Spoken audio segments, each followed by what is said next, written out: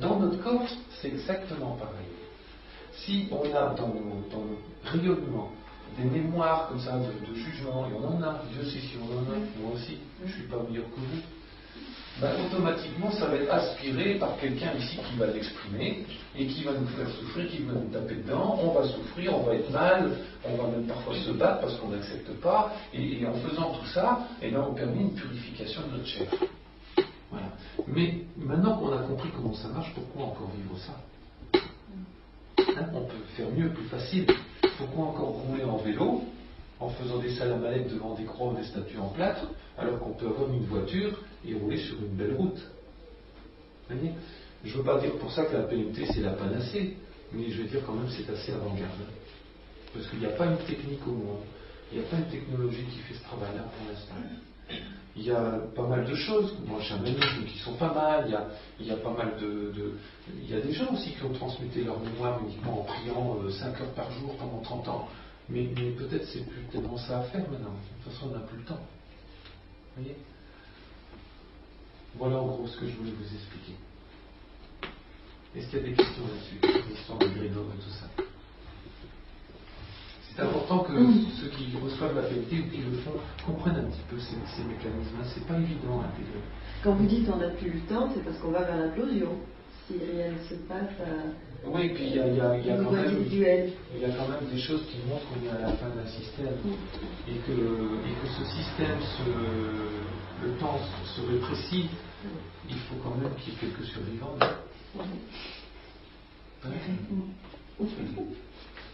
Je ne dis pas que c'est tous ceux qui font la PMT qui vont passer le truc, parce qu'en fait ça va se répercuter sur le monde entier.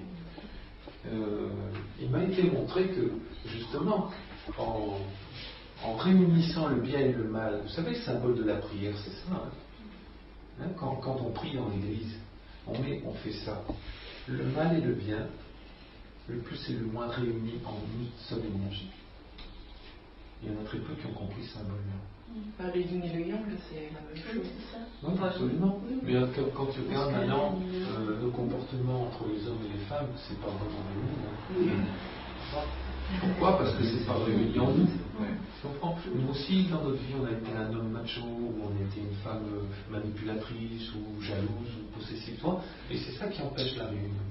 D'ailleurs, dans une séance de PMT, quand on fait une vue aérienne au-dessus comme ça, on se remet les encodeurs par terre ici, et puis on va dessiner la salle comme ça. Et ben vous avez ici les mémoires qui correspondent au féminin plus, masculin plus, donc c'est féminin et masculin exprimé dans l'énergie et pas forcément dans le comportement, ça dépend.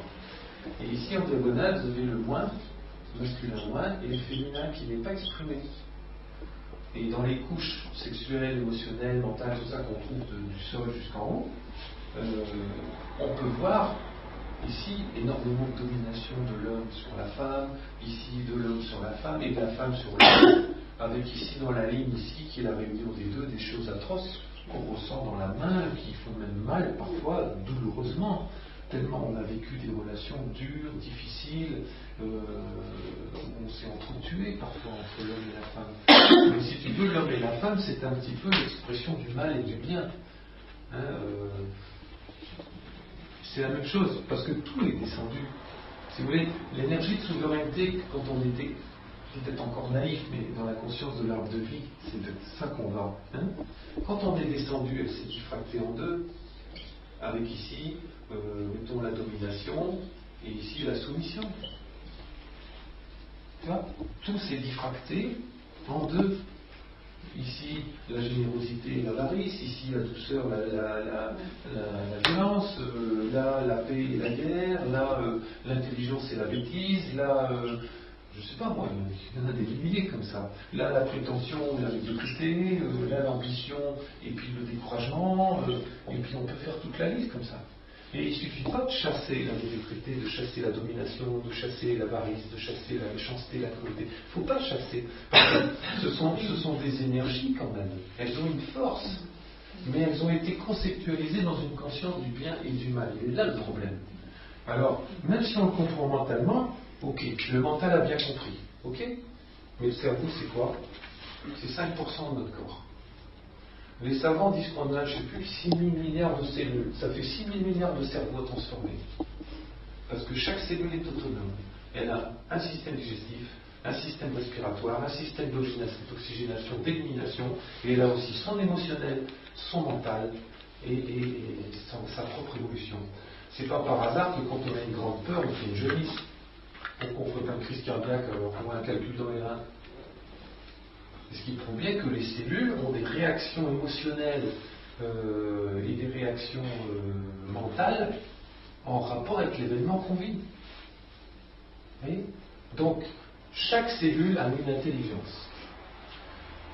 Ceux qui ont été les premiers dans notre ère moderne à mettre ça en route, c'est Sri-Aurobindo et Mer. Hein, et c'est pour ça qu'il parlait de sortir du mental pour aller au supramental. Il parlait de la conscience cellulaire, de la conscience de la cellule, et je vais même aller plus loin, il y a même une conscience de l'atome.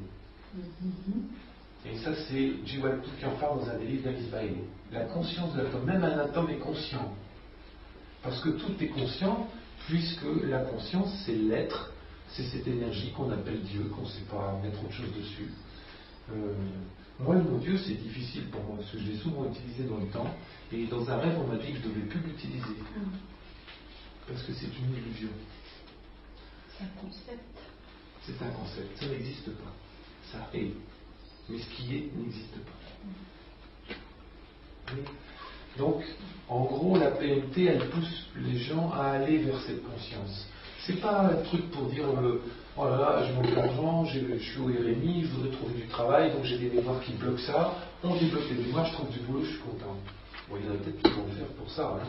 Mais n'empêche, le peu qu'ils auront transmuté, ça va changer les comportements du frère, de la sœur, du mari, de l'enfant, du voisin, enfin, selon le niveau d'évolution. Mais il aura déjà fait un bon travail pour l'humanité, en tout cas pour son entourage. Vous savez, actuellement, il y a 222 opérateurs qui travaillent dans le monde, dont on va dire 70% c'est en France. Pourquoi en France? Parce que c'est le pays où vraiment il y a des choses importantes qui se passent et qui vont se passer. Voilà. Donc il faut en même temps créer un petit égrégore, ici peut-être de 5e dimension, où ça s'est réuni pour être protégé de ce que l'on est en train de nous préparer. Voilà. Et la PMT, c'est pas seulement un petit truc, c'est quelque chose donc pour arriver à ça. Bien sûr, on aurait pu y arriver par nos propres moyens, si on avait pris conscience de ce que je vous dis à l'époque de Sri-Aurobindo. Par exemple, si la génération des 20-30 ans de l'époque de Mer et de Sri-Aurobindo avait compris ça, avait compris ce qu'ils voulaient faire passer, et avait fait le travail sur eux, la PMT n'aurait jamais existé. Il n'y en aurait pas eu besoin. Voilà. La PMT, quelque part, c'est une chaise roulante à notre handicap à se transformer. Et moi, je fabrique des chaises roulantes. C'est tout. C'est tout. Ça s'arrête là.